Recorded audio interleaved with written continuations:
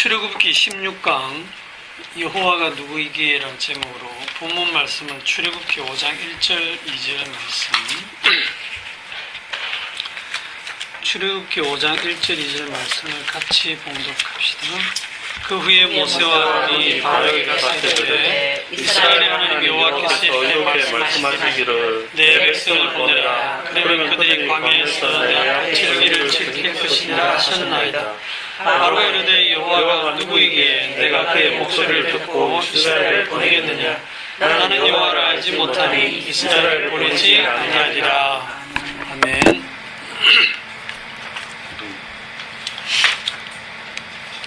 오늘 말씀 들어가기 전에 지난주 오후에 우리 나누었던 말씀 중에 사람의 계명을 얘기를 했었죠. 마태복음 15장 있습니다. 마태복음 15장 7절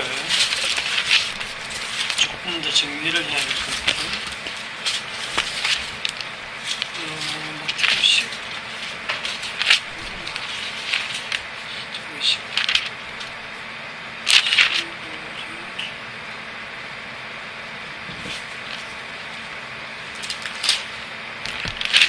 사람의 계명으로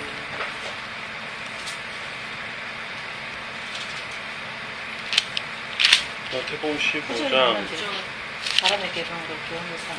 거기가 몇 절이에요? 15장. 9절입니까? 네.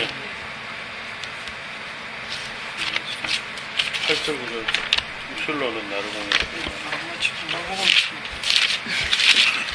아들 보내는 거 형 마음이 떴는가 봐요. 마태복음 15장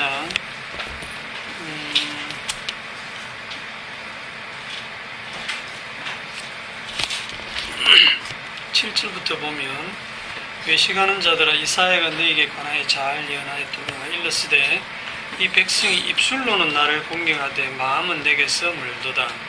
사람의 계명으로 교훈을 삼아 가르치니 나를 헛되이 경배하는도다.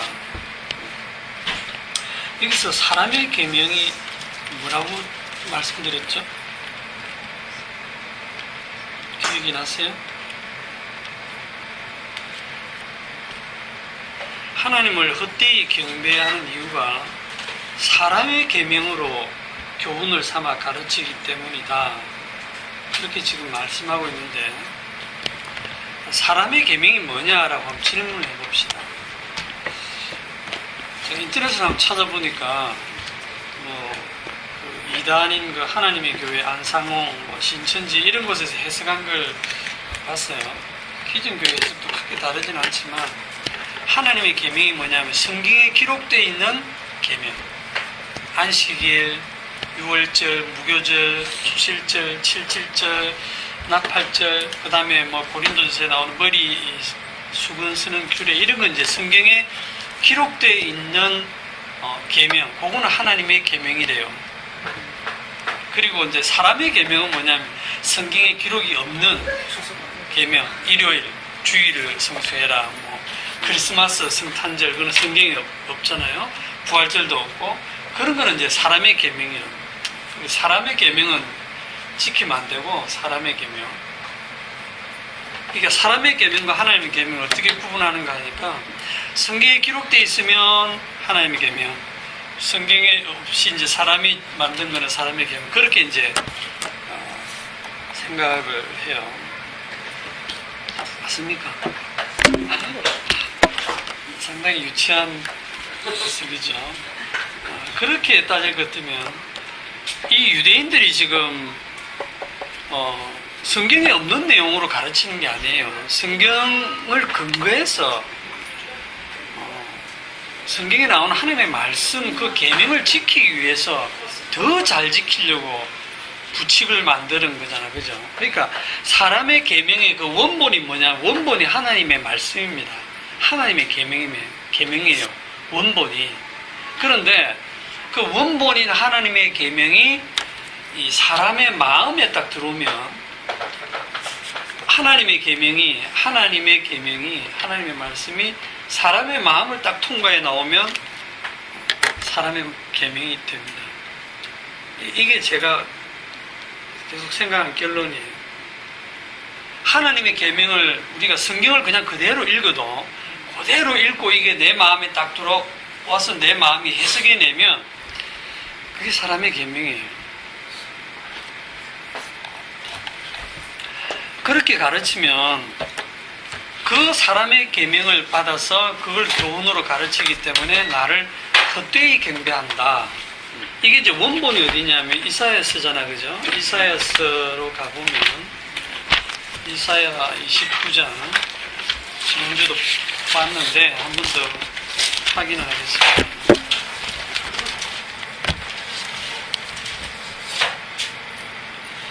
13절에 있는 주께서 이르시되 이 백성이 입으로는 나를 가까이하며 입술로는 나를 공경하나 그들의 마음은 내게서 멀리 떠났나니 그들이 나를 경외하면 사람의 계명으로 가르침을 받았을 뿐이라. 요거를 이제 인용을 한 건데요.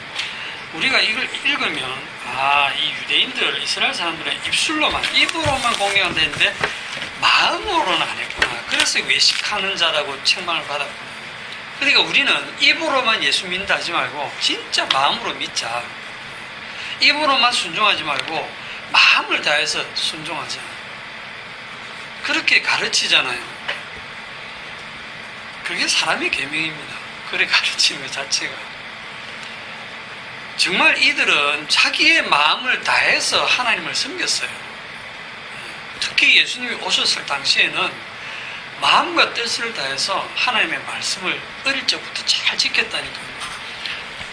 그러면 그렇게 마음을 다했는데도 불구하고 왜 이게 입으로만 공경하는 게 되고 왜 이게 사람의 계명이 되었느냐 하면 9절부터 그게 설명이 되어 있어요. 거기 위에 9절부터 보면 너희는 놀라고 놀라라. 너희는 맹인이 되고 맹인이 되라. 그들의 취함이 포도주로 말미암음이 아니며 그들의 비틀거림이 독주로 말미암음이 아니니라. 대저 여호와께서 깊이 잠들게 하는 영을 너희에게 부어주사 너희의 눈을 감기셨으니 그가 선지자들과 너희 지도자인 선견자들을 덮으셨습니다. 그러므로 모든 계시가 너희에게는 봉안책의 말처럼 되었으니 그것을 글 아는 자에게 주며 이르기를 그대에게 청하노니 이를 읽으라 하며 그가 대답하기를 그것이 봉해졌으니 나는 읽지 못하겠노라 할 것이요 또 그 책을 글 모르는 자에게 주며 이르기를 그대에게 청하노니 이를 읽으라 하면 그가 대답하기를 나는 그를 모른다 할 것이니라 하면서 이어져 나오죠. 우리들 생각에는 하나님이 우리들에게 깨닫는 영을 주셔가지고 어떻게 하시든지 하나님이 주신 이 말씀을 잘 깨달아서 하나님을 잘 믿도록 예수를 잘 믿도록 할 것 같은데 여기 본문에 보면 눈을 감기고 귀가 막히고 소경이 되게 하고 귀머리가 되게 하고 아예 이제 깊이 잠들게 하는 영을 그냥 막 부어주셔가지고 이 유대인들의 지도자인 선견자들과 선지자들을 다 덮어서 이걸 모든 하나님의 계시의 말씀을 봉안책의 말처럼 만들어가지고 해석을 못하겠다는 거예요. 그래서 이거를 사람이 읽고 사람 말로 돼 있으니까 사람의 언어로 돼 있으니까 읽고 자기 나름대로 자기 마음에서 나오는 대로 해석을 해내면 그게 사람의 계명이에요. 그러니까 분명히 성경 말씀 하나님의 말씀인데 이거를 읽고 사람의 마음을 통해서 나오면 그게 바로 사람의 계명이다 이 말이죠. 그러면 제가 지금 가르치는 건 사람의 계명이 아닙니까? 제가 지금 이렇게 가르치는 건 사람의 계명이에요, 하나님의 계명이에요. 전도에 미련한 거죠. 네. 사람의 계명이. 사람의 계명이죠. 제 마음이 뭐 깨끗합니까? 심히 부패한 것이 사람의 마음인데 제 마음으로 지금 생각하고 막 이렇게 일주일간 고민해서 나오지만 이게 사람의 계명이에요. 그럼 여러분들 들을 때 집사님은 성령께서 감동하셔가지고 뭐 깨달아가지고 성령으로 이렇게 말씀을 전해주신 게 아닙니까? 그게 아니고 우리가 여기 와서 왜 듣고 있습니까? 이렇게 질문하실 수도 있는데 제가 만일에 성령의 말하게 하심을 따라서 말을 할지라도 여러분이 그걸 듣는 순간 여러분 마음에 그 말씀이 들어가는 순간 여러분한테는 사람의 계명으로 바뀌게 돼 있어요. 아멘. 그럼 그게 사람의 계명이 안 되려고 하면 어떻게 해야 되냐면 성령이 여러분 마음을 가르치셔야 돼요. 예, 제가 무슨 소리를 하든지 그러니까 제가 가르치는 게 아무 의미가 없는 거예요. 그 전에도 말씀드렸죠. 그럼 집사님이 왜 가르칩니까? 주님이 이 자리에 세우신 이유는 제가 가르치는 게 아무 의미 없다는 걸 늘 증거하라고 지금 그러시는 거예요. 제가 사람의 계명으로 가르치는데도 불구하고 여러분들 속에 하나님의 계명으로 그걸 바꾸시는 분이 있다면 그게 성령님이에요. 그러니까 저한테는 아무 그게 없죠. 오직 성령이 일하시는 거예요. 그래서 사도 바울이 물 주는 이나 10년이가 아무것도 아니라고 했어요. 그건 아무것도 아니고 오직 하나님이 그 마음속에 여러분 마음속에 자라게 하시는 거예요.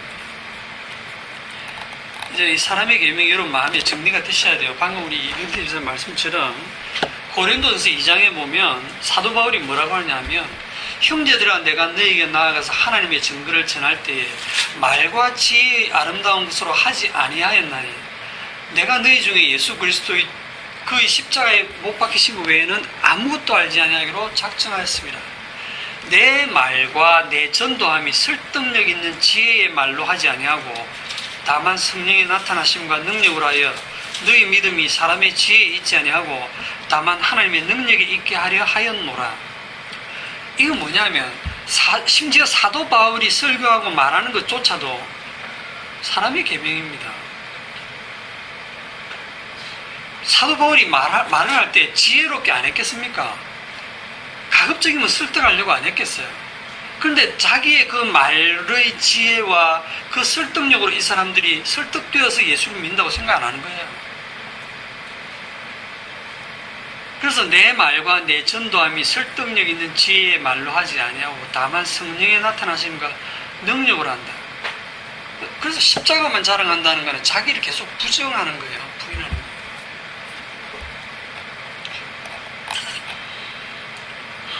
자, 그러면 이제 그렇게 사람의 계명에 대해서 여러분들이 정리를 하시면 어떤 사람이 어떻게 교묘하게 가르치더라도 그거에 여러분들이 넘어가지 마시고 그 사람을 추종하지 마세요. 그냥 성령께서 여러분들을 친히 가르치십니다. 만약 성령께서 여러분을 마음을 잠들게 하고 어둡게 하고 눈을 감겨버리면 그럼 대책이 없죠. 자, 이제 오늘 말씀으로 출애굽기 5장 1절 2절.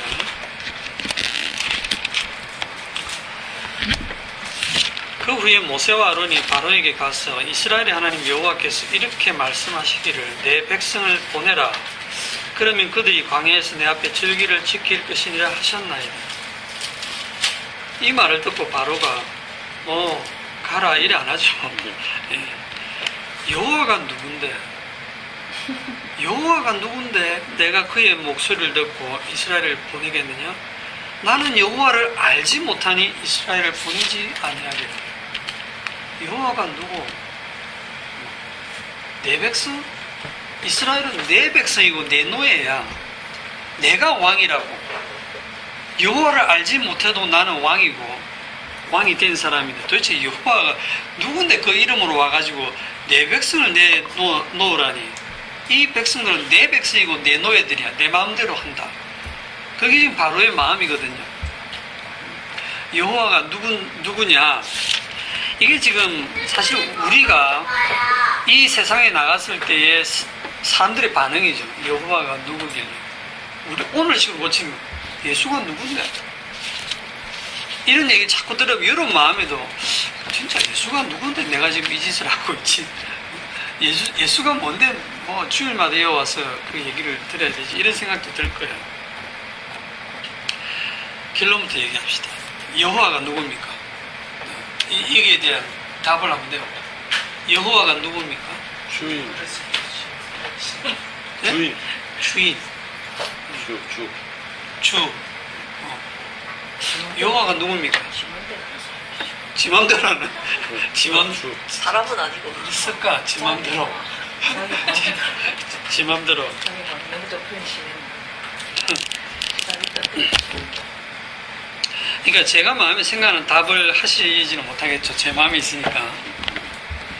여호와가 누구냐 하면 오늘 본문을 가지고 얘기를 하면 여호와가 어떤 분이냐 하면 바로가 이런 반응을 반드시 하도록 만드시는 분이에요.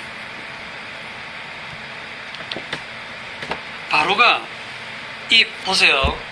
쉬운 방법이 있습니다. 옛날에 그 아브라함이 애굽에 내려갔을 때 자기 부인 사례를 그 바로 왕에게 뺏겼을 때 아브라함이 한마디도 못합니다. 아브라함은 진짜 아무것도 안 하고 있는데 그냥 밤에 하나님이 직접 바로를 조지죠. 직접 조져갖고 아침에 그냥 바로가 자발적으로 아브라함 불러갖고 내보냅니다. 다 줄 테니까 뭐 가라. 그렇다면 지금 이 경우도 하나님이 바로를 정상회담을 하듯이 바로 단판을 지어가지고 바로 왕이 완전히 이제 기가 죽어가지고 하나님을 체험하고는 그 다음날 다 나가라. 이러면 간단하잖아요. 얘기는 간단히 끝나버리는 거예요. 그렇죠? 근데 그래 안 하시거든요. 대리자인 모세를 보내가지고 보내라. 내 백성 보내라고 딱 전달을 합니다. 그럼 이런 반응 나오겠죠. 요 반응이 나오도록 만드시는 분이 하나님이십니다. 집사님이 전도하실 때 십자가 복음 전하실 때 전하면 주변 사람들 반응이 막 나오죠. 그게 하나님이 하시는 일입니다.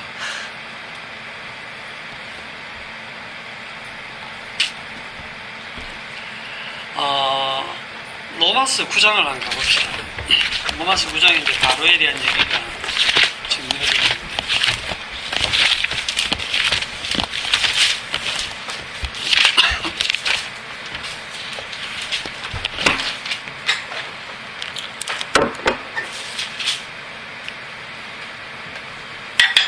로마서 9장에 여호와가 누구신지 하는 일이 나타나 있는데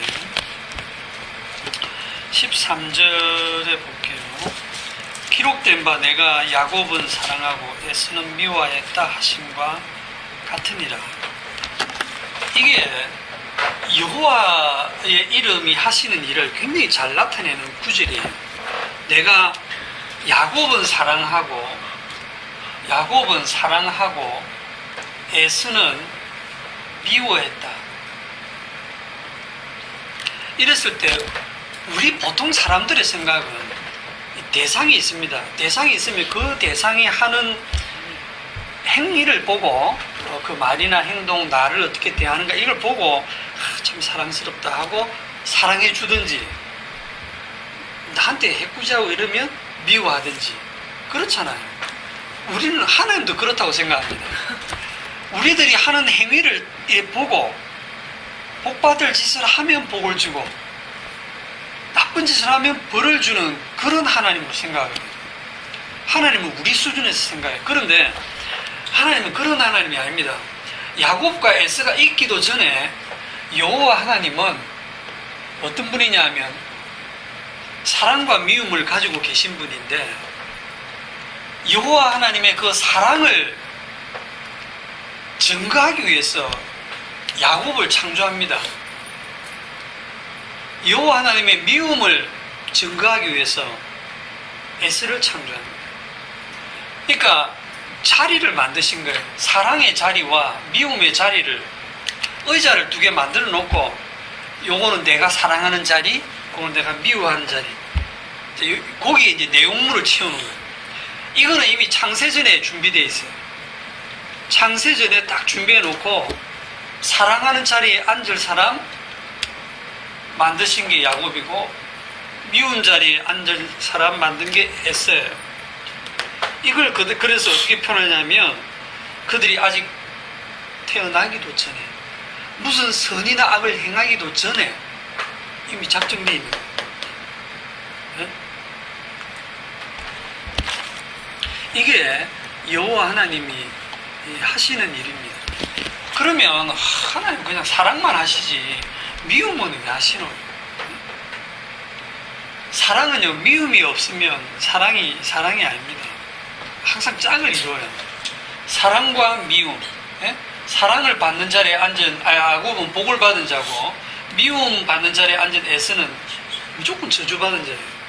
복과 저주, 생명과 죽음, 사망, 빛과 어둠, 계속 이렇게 대조가 되죠.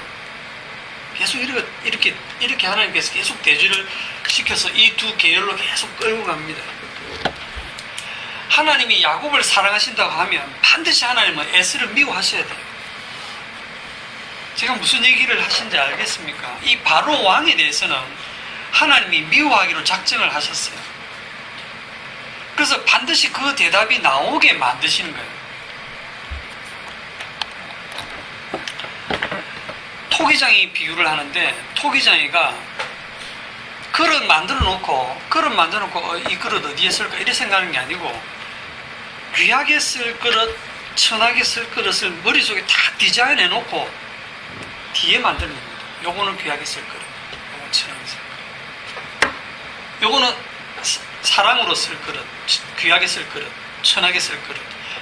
그걸 구상을 창세전에 미리 해놓고 만들면 된다니까요. 그 토기장이 하는 일에 대해서 그건 불의한 일입니다. 이렇게 하시면 안 되죠. 그릇이. 그게 14절이죠. 그런즉 우리가 무슨 말을 하리요? 하나님께 불의가 있느냐? 그럴 수 없느니라. 모세에게 이르시되 내가 긍휼히 여길 자를 긍휼히 여기고 불쌍히 여길 자를 불쌍히 여기리라 하셨으니, 그런즉 원하는 자로 말미암음도 아니요 다른 박질하는 자로 말미암음도 아니요 오직 긍휼히 여기시는 하나님으로 말미암음이니라. 자, 원하는 자로 말미암음도 아니라는 얘기는 딱 쉽게 말하면 아무리 간절히 원하고 기도하고 소용없다는 겁니다. 그게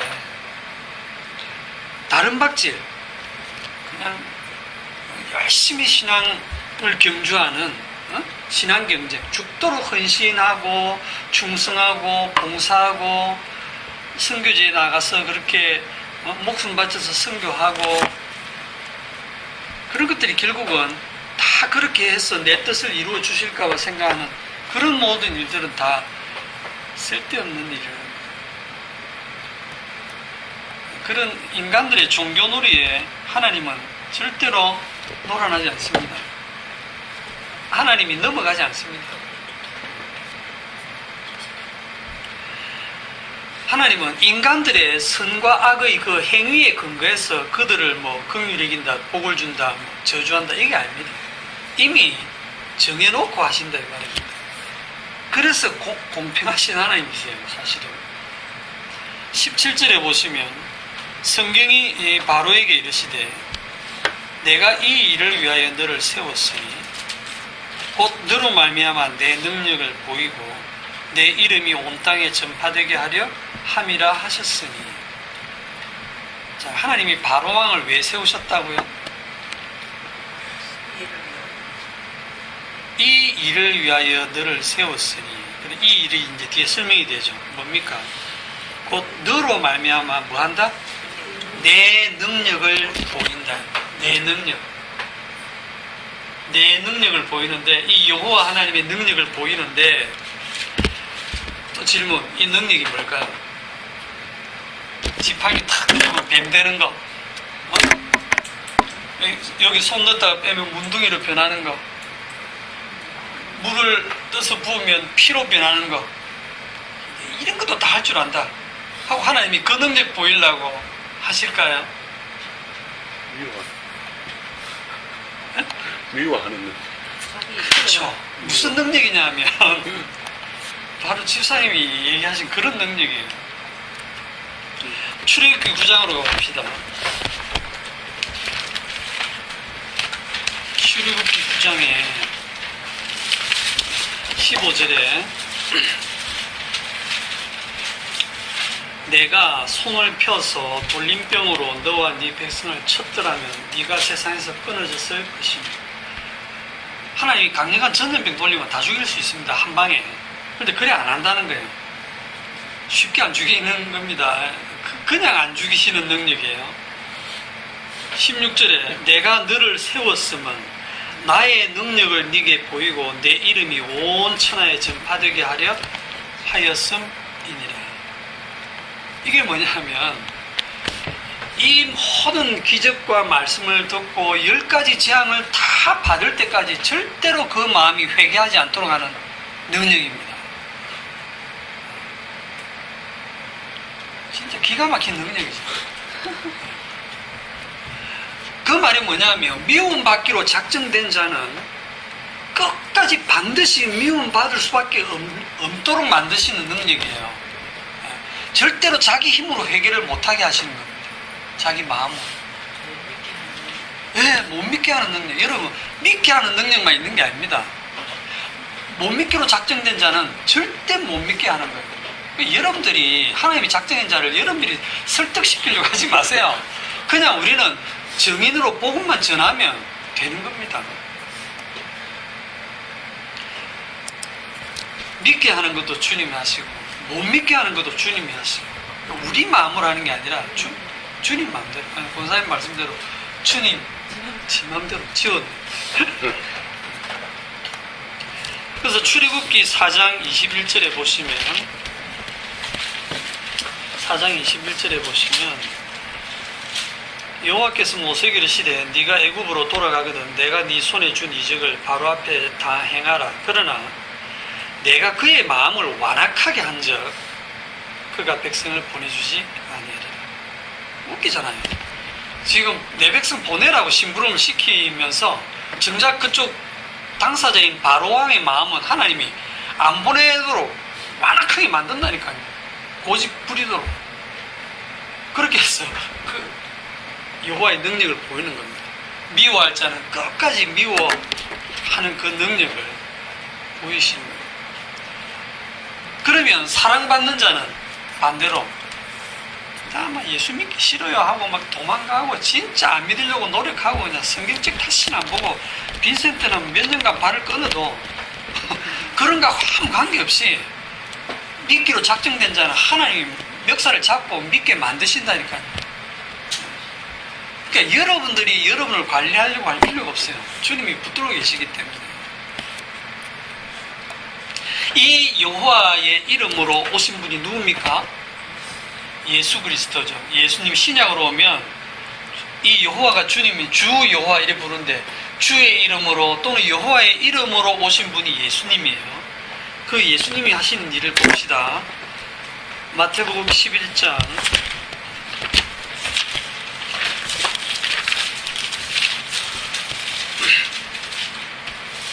마태복음 11장 20절 예수께서 권능을 가장 많이 행하신 고을들이 회개하지 아니하므로 그때 책망하시되 화 있을진저 고라시나 화 있을진저 베세다야 너희에게 행한 모든 권능을 두로와 시돈에서 행하였더라면 그들이 벌써 베옷을 입고 제한 자 회개하였으리라. 내가 너희에게 이르노니 심판날에 두로와 시돈이 너희보다 견디기 쉬우리라. 가버나움아 네가 하늘에까지 높아지겠느냐 음부에까지 낮아지리라. 네가 행한 모든 권능을 소돔에서 행하였더라면 그 성이 오늘까지 있었으리라. 내가 너희에게 이르노니 심판날에 소돔 땅이 너희보다 견디기 쉬우리라 하시니라.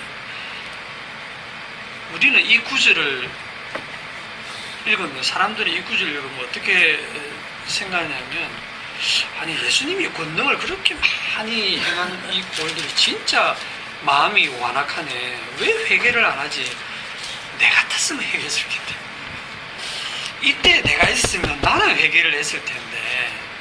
참 고집센 사람들이네. 아니 주님이 직접 전도하시는데도 안 믿다니 정말 목이 뻣뻣하고 완악한 백성이구나. 그러므로 여러분 우리는 마음을 완악하게 하지 말고 마음을 부드럽게 해서 주의 말씀을 믿고 순종합시다. 우리는 회개합시다. 이렇게 설교할 수 있겠죠? 그게 아니 여러분 한번 생각해 보세요. 지금 예수님이 성령으로 말씀하시고 성령으로 모든 기적을 했는데 그 주님의 말씀을 직접 듣고 그 기적을 직접 눈으로 많이 봤는데 왜 안 믿습니까? 오늘날 그 많은 이단들이 정말 교묘하게 말씀을 푹 풀어주면 말씀이 정말 깊이가 있다 이래 듣고 또 그들이 막 여러 가지 기적을 행하면 그런 시덥지 않은 기적을 보고도 혹해가지고 빠져들잖아요. 직장도 버리고 학교도 버리고 뭐 전 재산 갖다 바치고 교주한테 아예 몸까지 갖다 바치고 온 마음을 다해서 다 바치고 집단 농장에 들어가서 그렇게 노동하면서 그러면서 기뻐하면서 살잖아요. 구원받았다고. 그렇게 쉽게 믿는 것처럼 보이는데 이때 왜 예수님 하는 건 안 믿었을까요? 오늘날 그 이단들에게 빠져가지고 이단들을 믿게 만드시는 것도 주님이 하시는 일입니다. 데살로니가 후서 2장 11절에 보면 이름으로 하나님이 유혹을 저희 가운데 역사하게 하사 거짓 것을 믿게 하시면 이래 돼 있고요. 거짓 것을 믿도록 하시면 믿을 수밖에 없어요. 지금 여기에 권능을 가장 많이 행하신 고을들이 회개하지 아니함으로 이래 딱 기록되어 있으니까 회개하는 주체가 이 사람들로 생각하죠. 아닙니다. 주님이 회개를 못하게 하신 거예요.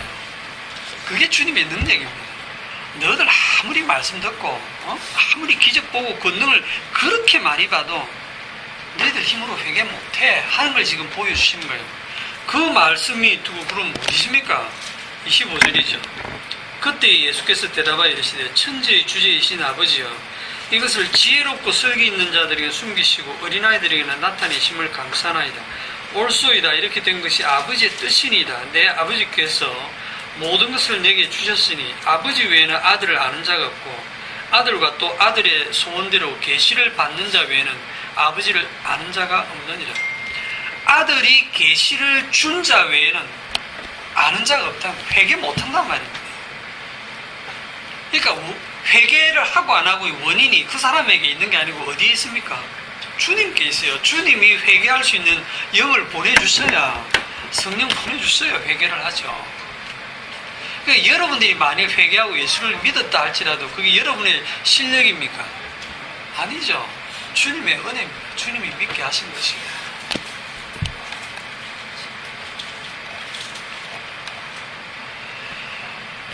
그래서 오늘 말씀을 정리하면 되게 빠르죠. 조금 더 남아 있습니다.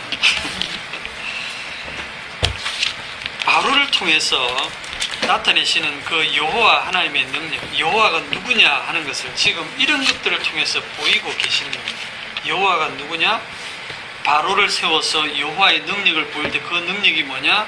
미워할 자는 반드시 미워할 수밖에 없는 그 상황으로 회개를 절대 못하게 만드는 그 능력이 여호와의 능력입니다. 자, 이 말씀은 이 정도로 정리하고 제가 한 주간 또 준비한 게 뭐냐면 지난주에 그 단톡방에 올라온 집사님 질문 로마서 6장 1절 2절 펴보시죠. 굉장히 사실 이게 어려운 말씀인데 저도 정리가 잘 안 돼서 집사님 질문을 받고 저도 좀 생각했어요. 로마서 6장 1절 2절 참 읽을까요? 그런즉 우리가 무슨 말을 하여 은혜를 더하게 하려고 죄에 거하겠느냐? 그럴 수 없느니라. 죄에 대하여 죽은 우리가 어찌 그 가운데 더 살리리요? 집사님 이 질문을 하신 어떤 배경이 있을 거 아니에요? 아니, 이 구절을 가지고 그 사람들이 전부 다 그 믿는 자들은 더 이상 그 죄에 거할 수 없다. 그래서 당신들이 이 죄 짓고 그렇게 설교를 많이 하거든요. 그래서 윤리 도덕적인 그런 해석으로 해서 막 그 죄 짓는 이런 것에 대해서 막 더 사람들로 무거운 짐을 지어요. 이 구절 말씀을 가지고 그런 것들을 본 설교하는 분들 들으니까 이게 그런 뜻이 아닐 텐데 이러면서 이제 좀 생각을 하게 됐죠. 그래서 이런 이야기를 나름대로 뭐 그런 느낌이나 이런 것들 좀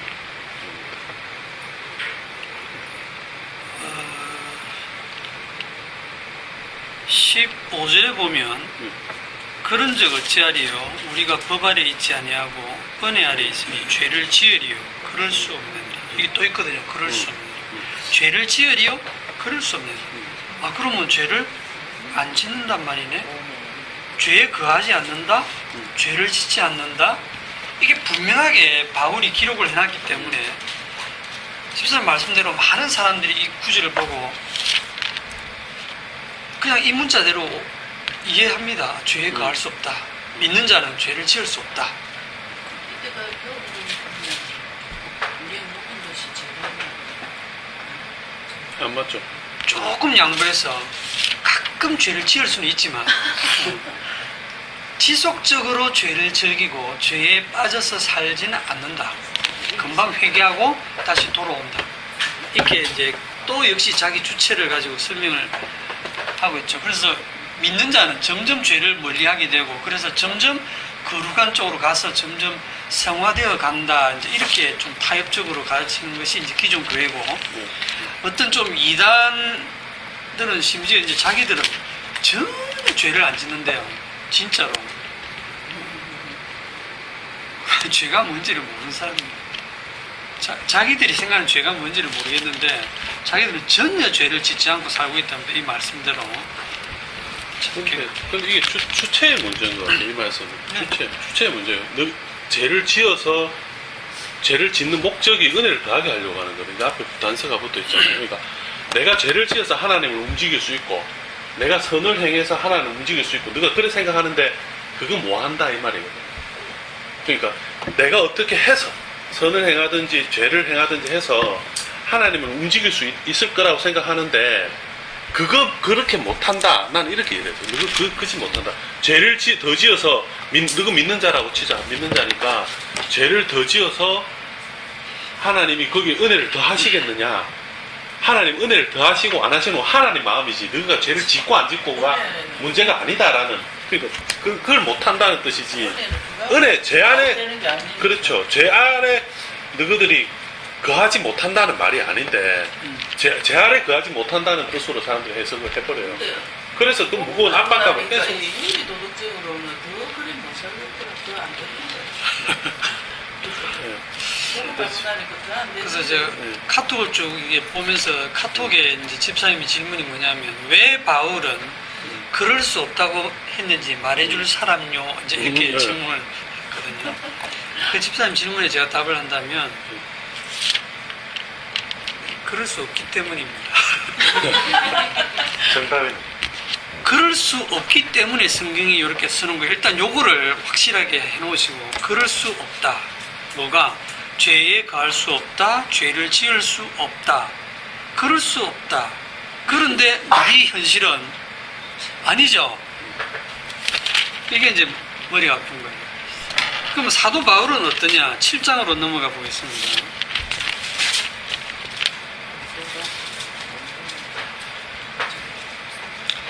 7장 15절 사실은 6장, 7장, 8장 전부 다 읽어야 되지만 제가 시간을 좀 줄였어요. 15절 내가 행하는 것을 내가 알지 못하노니 곧 내가 원하는 것은 행하지 아니하고 도리어 미워하는 것을 행함이라. 만일 내가 원하지 아니하는 그것을 행하면 내가 이로써 율법이 선한 것을 시인하노니 이제는 그것을 행하는 자가 내가 아니요 내 속에 거하는 죄니라. 내 속 곧 내 육신에 선한 것이 거하지 아니하는 줄을 아노니 원함은 내게 있으나 선을 행하는 것은 없노라. 내가 원하는 바 선은 행하지 아니하고 도리어 원하지 아니하는 바 악을 행하는도다. 만일 내가 원하지 아니하는 그것을 하면 이를 행하는 자는 내가 아니요 내 속에 거하는 죄니라. 그러므로 내가 한 법을 깨달았노니 곧 선을 행하기 원하는 나에게 악이 함께 있는 것이로다.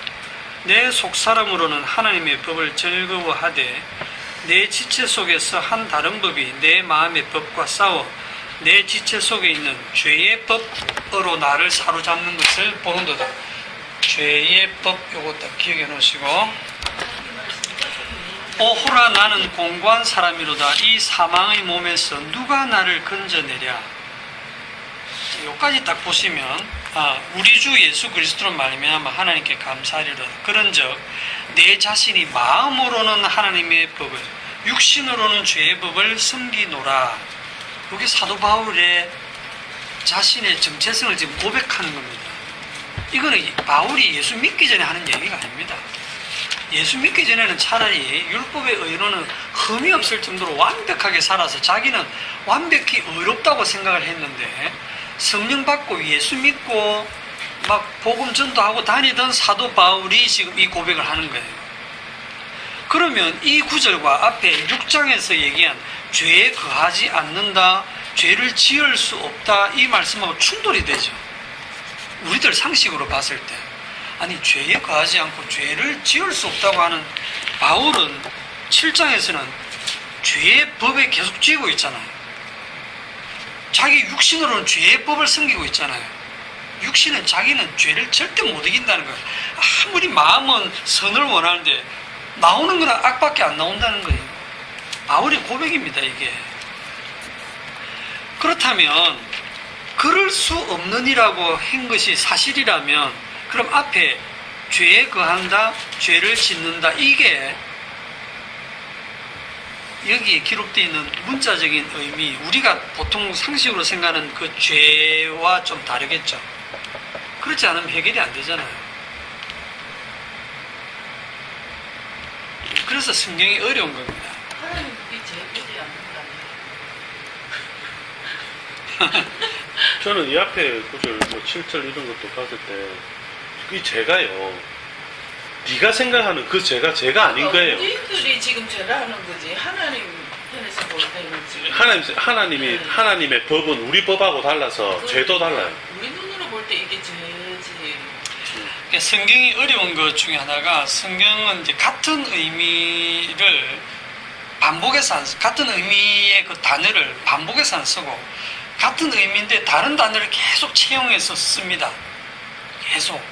그런데 그거를 이제 맥락 속에서 파악을 해야 되는데, 그걸 모르고 단어가 바뀌면 그 단어의 사전적 의미를 딱 생각해가지고 그걸 해석을 해버리면 전부 뒤죽박죽 모순이 생기게 돼 있어요. 그래서 이거를 8장으로 가보면 8장 1절에 그러므로 이제 그리스도 예수 안에 있는 자에게는 결코 정죄함이 없나니.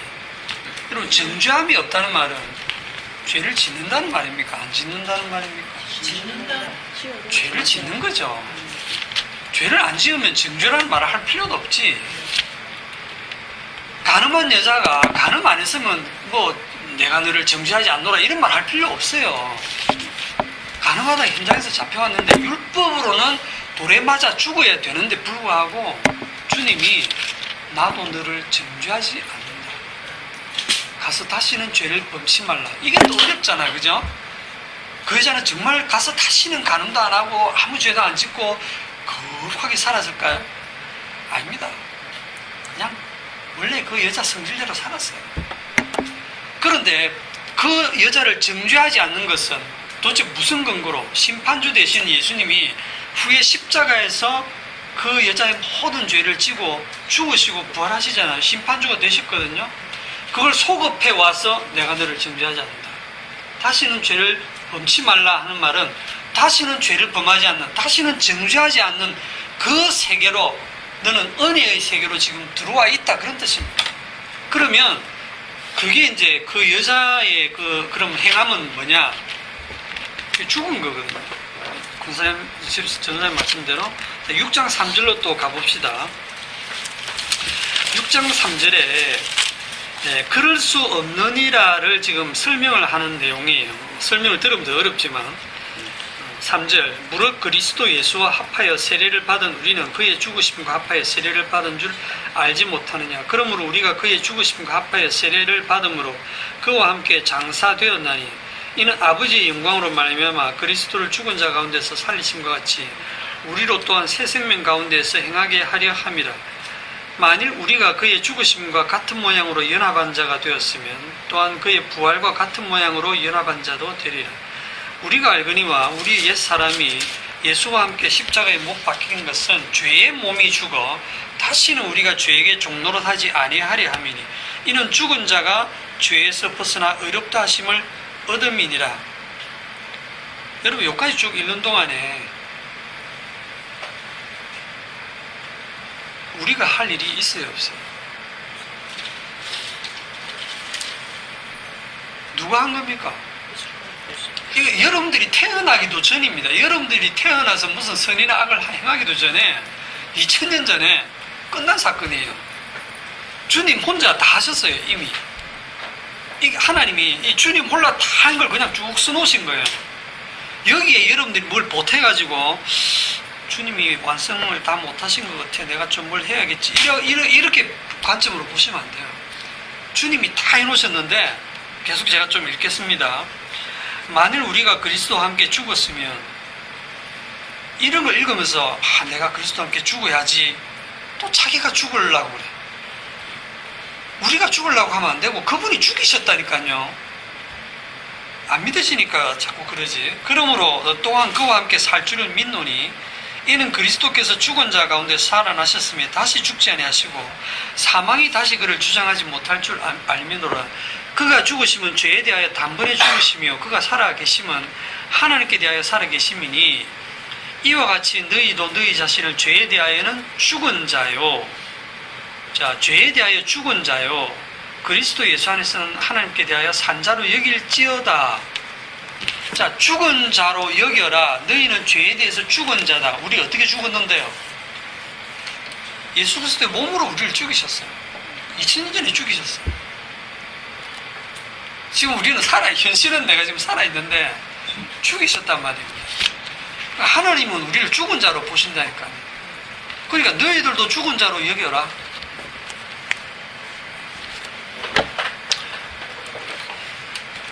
하나님은 여러분들을 개별자로 안 봅니다. 개개인의 어떤 행위를 안 봅니다. 하나님 딱 두 사람만 봅니다.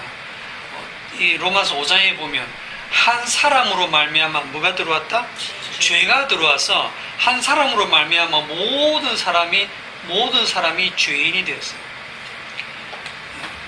여러분이 죄인 된 원인이 여러분이 아닙니다. 여러분 잘못이 아니에요.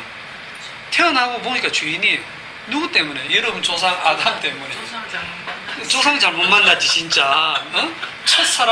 첫사람 아담이 이 아담 안에 우리가 그 허리 안에 우리가 다 들어있는 거예요. 그래서 아담이 이 아이를 놓으면 그 아이가 아이를 놓고 하면 그냥 아담 또 아담 또 아담 아담 전부 아담입니다. 다 아담. 이 아담이 사람이란 말이잖아요. 그죠? 이 한 사람 안에서 우리는 모든 죄인으로 태어나요. 여러분 잘못이 아닙니다. 원인이 여러분한테 없어요. 여러분이 죄인 된 원인이 여러분에게 있는 게 아닙니다. 지금 여러분이 죄를 안 짓는다는 뜻은 아니고 여러분이 원초적으로 죄인 된 이유가 여러분에게 없단 말입니다. 그러면 같은 원리로 하나님이 다시 한 사람을 보냈어요. 누굽니까? 한 사람 안에서 모든 사람이 의인이 되리라 그러는데 의인이 되는 이유가 이 한 사람이 잘해서 의인이 됩니다. 요 한 사람 때문에 죄인 된 것처럼 이제 둘째 아담 또는 마지막 아담 대신 예수님이 오셔가지고 십자가에서 다 홀로 다 이루었어요. 홀로 심판 다 받으시고 죽으시고 장사 지낸 바 되고 부활하셔서 모든 죄를 다 처리하시고 이 한 사람 안에 있으면 의인이 되는 거예요. 여기서 우리는 여기를 거쳐가지고 이쪽으로 가죠. 이거 우리 힘으로 가는 게 아닙니다. 여기에 뭐? 성령께서 이걸 적용을 해버리시죠. 이걸 우리는 성경에서는 믿는다. 예수를 믿음으로 의롭게 된다. 이렇게 말을 하잖아요. 믿음으로 의롭게 된다. 믿어라. 그러면 또 우리가 막 믿으라고 나서지. 성경 그렇게 기록되어 있으니까 전부 성경 법으로 기록되어 있어요. 그런데 그 믿음이 내가 할 수 있는 믿음이 아니라 성령이 우리를 여기서 해방시켜서 이쪽으로 보낸 거예요. 소속이 딱 바뀌어버린 거예요. 그럼 여기에 온 사람이 다시 일로 갈 수 있느냐? 결코 그럴 수 없느니라 이 말입니다. 결코 그럴 수 없느니라. 이 죄에 대해서 죽은 자가 죽고 이쪽으로 옮겨진 자가 어떻게 이쪽으로 가겠느냐? 결코 그럴 수 없느니라. 여러분 현실을 믿지 마시고 말씀을 믿으세요. 좀. 두 번 죽지는 않았네. 자, 그 다음 9절 12절 6장 12절 그러므로 너희는 죄가 너희 죽을 몸을 지배하지 못하게 하여 몸의 사욕을 순종하지 말고. 이 말씀 들으면 또 헷갈려. 네. 또 딱 듣는 순간 선악과 먹은 우리 인간들은 선악적인 사고를 하기 때문에 자기 행위를 또 보게 됩니다. 아, 분명히 또 너희는 죄가 너희 몸을 지배하지 못하게 해라는구나. 몸의 사욕을 순종하지 않아야 되겠구나. 너희 지체를 불의의 병기로 내주면 안 되겠구나. 내 몸을 의의 병기로 하나님께 드려야겠구나. 14절, 죄가 내 몸을 주장하지 못하게 해야겠구나. 계속 그렇게 받아들입니다.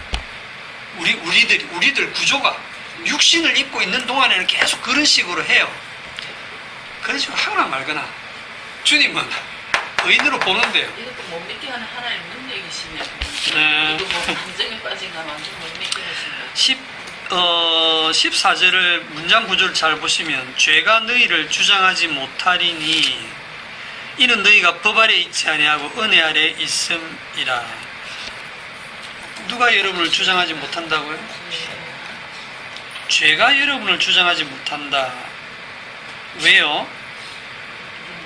법 아래 있지 아니하고 이랬죠. 율법입니다. 하나님의 율법 말씀입니다. 법 아래 있지 않는 이유는 뭐죠? 죽었으니까요. 법은요, 산 사람들한테만 적용하잖아요. 그리스도 안에서 우리를 죽은 자로 보신다니까요. 그러니까 법이 사라졌어요. 법이 없는 게 아니라 법은 있는데 우리가 죽은 자가 돼서 법의 그 율법의 효과가 우리한테 안 미친다는 겁니다. 그리스도 예수 안에 있는 자에게는 결코 정죄함이 없나니 그리스도 예수 안에서 죽은 자가 됐기 때문에 율법의 정죄에서 벗어나는 거예요. 8장 2절에 보면 이는 그리스도 예수 안에 있는 생명의 성령의 법이, 여기 성령이죠. 성령의 법이 죄와 사망의 법, 아까 앞에서 읽었던 죄의 법으로 줄여진 이 죄와 사망의 법, 이 법에서 우리를 해방하였다.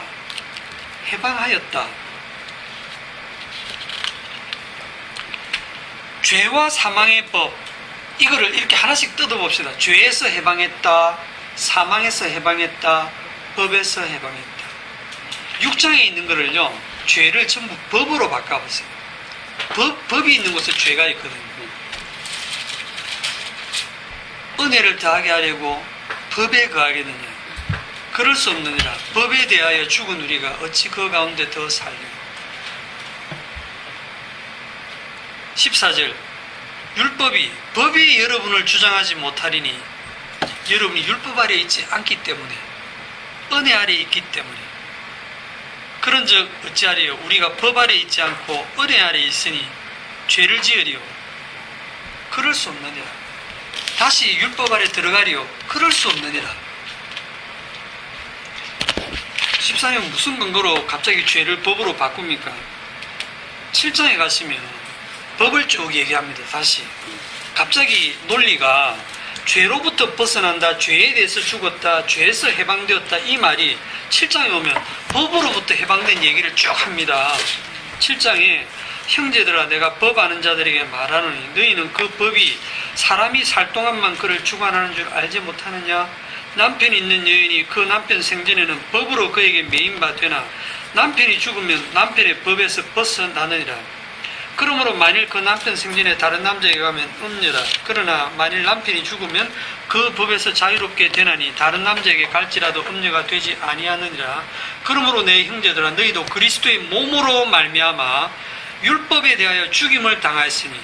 자, 그리스도의 몸으로 누구에 대해서 죽었어요? 율법에 대해서 죽었잖아요. 이걸 6장에서는 죄에 대해서 죽은 우리가 이렇게 표현하고 있잖아요. 이 같은 뜻을 자꾸 단어를 바꾸었다니까요. 이 단어 바꿔놓으면 이 단어 하나에 여러분들이 그냥 딱 매여가지고 사전적인 의미로 우리가 상식적으로 생각하는 죄를 막 생각하니까 안 풀리는 거예요. 율법에 대해서 죽임을 당하였으니 이는 다르니 곧 죽은 자 가운데서 살아나신 이에게 가서 우리가 하나님을 위하여 열매를 맺게 하려 하심이라. 자, 율법에 대해서 죽임은 당하고 하나님께 대해서 살았다. 그게 6장 11절에 너희는 죄에 대해서 죽었고 하나님에 대해서 살아있는 자로 여겨라. 그 말하고 바로 같은 말이잖아요.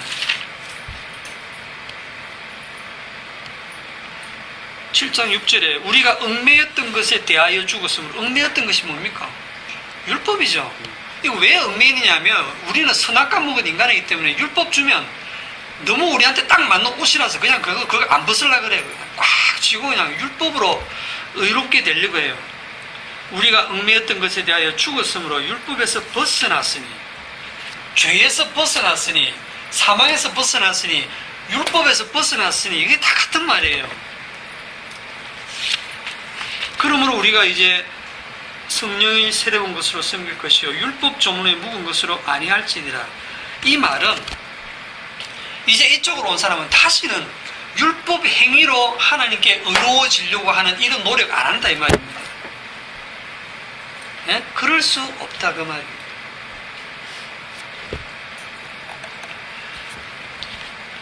이렇게 되는 게 내가 한 게 하나도 없어요. 주님이 다 하셨기 때문에. 그가 죽으시고 그가 살아나시고, 연합되는 건 내가 합니까? 성령이 연합시켜 버리시고. 그래서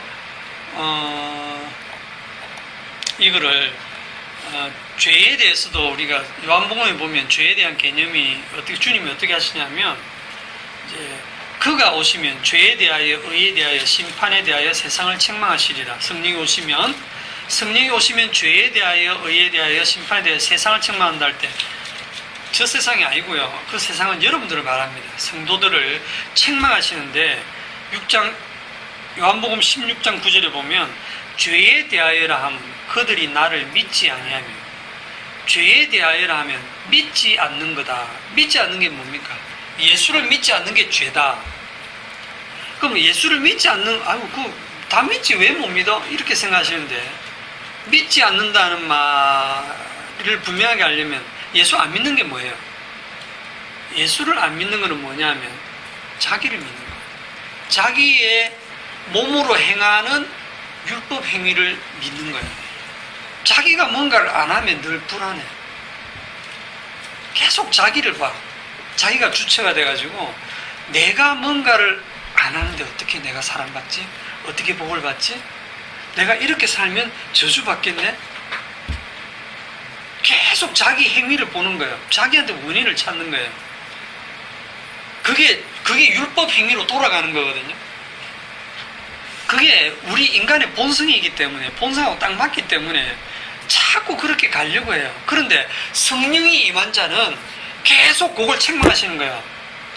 죄에 대하여 너가 왜 예수를 믿지 못하고 자꾸 너를 의지하려고 하니? 하고 책망해서 또 우리를 죽이시는 거예요. 날마다 우리를 죽이셔서 십자가만 의지하도록 만드시는 거예요.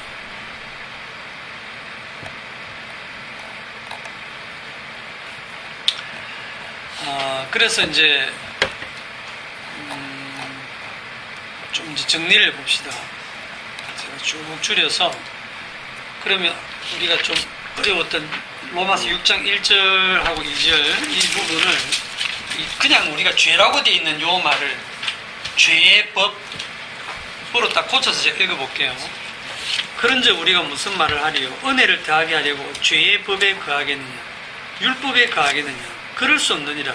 율법에 대하여 죽은 우리가, 죄의 법에 대해서 죽은 우리가 어찌 그 가운데서 살리냐? 죄의 법에 대해서 왜 죽었느냐 하면 그리스도 예수 안에 있는 생명의 승리의 법이 죄와 사망의 법에서 여러분을 해방해냈기 때문에 여기에 대해서 죽었다는 뜻이에요. 14절에 죄가 너희를 주장하지 못하리니 이는 너희가 법 아래 있지 아니하고, 죄의 법이 여러분을 주장하지 못하리니, 왜 법이 여러분을 주장 못하느냐? 죽었으니까. 죄의 법이 여러분을 주장하지 못하리니 이는 너희가 법 아래 있지 않고, 같은 말이죠. 죄의 법이 여러분을 주장하지 못한다. 그거는 여러분이 죄의 법 아래 있지 아니하고 은혜의 생명의 승리의 법 안으로 들어왔기 때문이다.